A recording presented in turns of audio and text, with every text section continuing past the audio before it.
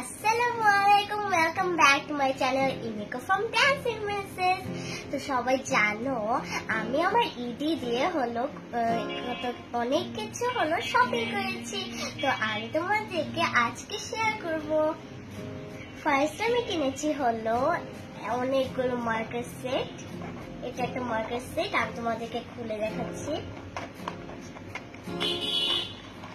দেখো সবাই, অনেকগুলো, এটার মধ্যে অনেকগুলো আছে এবং এই কালার গুলো আমার ফেভারিট। আর সবাই জানে আমি এমনিতেও হলো ড্রয়িং করতে হলো পছন্দ করি, এই জন্য আমি এটা কিনেছি। তারপর সেকেন্ড হলো আমি হলো একটা ওয়াটার কালার কিনেছি।